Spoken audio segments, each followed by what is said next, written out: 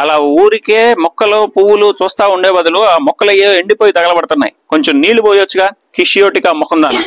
కిషియోటికా మొహందానా అదేం తిట్టు రాజా? ఏమో ఎక్కడో విన్నాను, బాగుంది, తిట్టేశా. నాకేం తెలుసు? ఇలా కొత్త కొత్త తిట్లన్నీ కనిపెట్టి మరీ తిట్టాలా రాజా?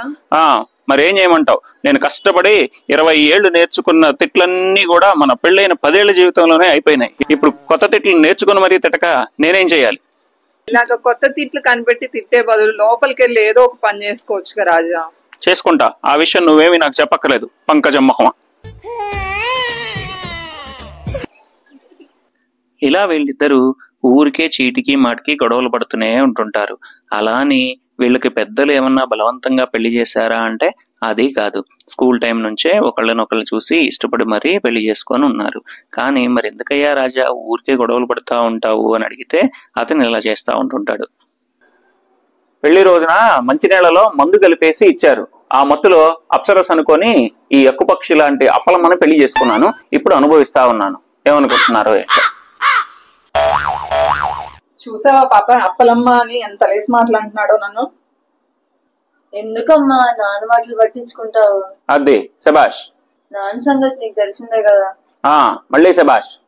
15 సంవత్సరాలు నాన్నతో ఉంటున్నా, నీకు తెలుసు కదా. అర్థం చేసుకోలేదు. నాన్నకు కొంచెం స్క్రూ లూజ్ కదా. శబాష్. నాకు స్క్రూ లూజ్ అంటావే? అడ్డగడద మొకందానా. లేగి వెళ్ళి పుస్తకాలు తీసుకొచ్చుకొని చదువుకో చక్కగా. ఊరికే పిల్లని ఎందుకు అన్నేసి మాట్లాడుతున్నారు? ఈ మధ్య మీకు కోపం ఎక్కువైపోతుంది. ప్రతి దానికి చిరుగురులు ఆడుతున్నారు. అసలు ఏం చేయాలి మమ్మల్ని? అసలుకి చేసే పనులన్నీ అలాగే ఉంటాయి.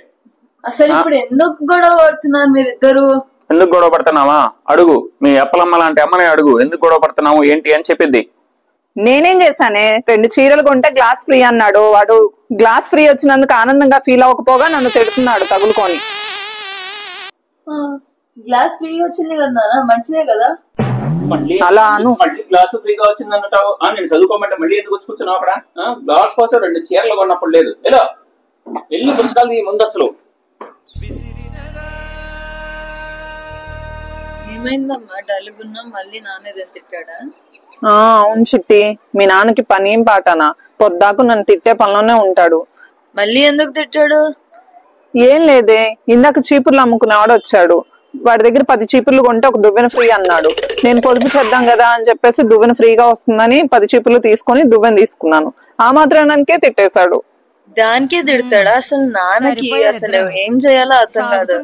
అంతేనే, ఈ మగవాళ్ళకి దుబారా చేయమంటే చేయడం తెలుసు, పొదుపు చేయడం తెలుసా ఏమన్నానా?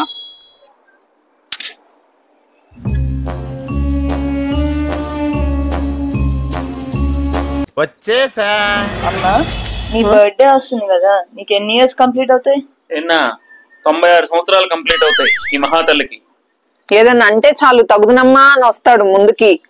నాకు 96 సంవత్సరాలు అయితే నీకు 103 ఏళ్ళు. ప్రతి దానిలో వెటకారం ఎక్కువైపోతుంది నీకు. అసలు నాకు 103 ఏళ్ళు ఏంటి? మల్లెపూల కోసం యాప చెట్టు ఎక్కే మొహం ఒకటి వేసుకొని నాకు 103 ఏళ్ళు అంటే మీ అమ్మకి మీ నాన్నకి 200 సంవత్సరాలు 150 సంవత్సరాలు ఉండాలి. గిన్నిస్ బుక్ వాళ్ళు పిలిచేసి పెద్ద గిన్నిస్ అవార్డు ఇవ్వాలి. పొద్దాకు నన్ను ఏదో ఒకటి అంటూ ఉంటావు. మధ్యలో మా అమ్మ నాన్న ఏం చేశారు మాట్లాడితే మా అమ్మ నాన్న తీసుకొస్తావు మధ్యలోకి. ఇదిగో నువ్వు పదే పదే ఆటే కొట్టమాక, తెగ నొప్పెట్టి వస్తుంది. కొట్టడమే కాకుండా ఎలా చూస్తుందో చూడు. ఆ ముఖం చూడు ఎలా ఉందో. పెద్ద అందరిలోకి వెళ్ళి ఆవును అమ్ముకునే ముఖం దానిలాగా. ఇది సంగతి. ఇలా కొట్టుకుంటూ తిట్టుకుంటూ రోజు గడిపేస్తారనమాట. ఆవిడని అలా రోజు ఏడిపించిందే ఆయనకి ఏమీ తోచదు. ఆయనతో అలా గొడవలు పడుతూ ఉండకపోతే ఆవిడకి ఏమీ తోచదు. ఇలా తిట్టుకుంటూ కొట్టుకుంటూ 15 ఏళ్ళు గడిపేశారు. ఇంకా మిగిలిన జీవితం కూడా అలాగే హ్యాపీగా గడిపేస్తూ ఉంటారనమాట.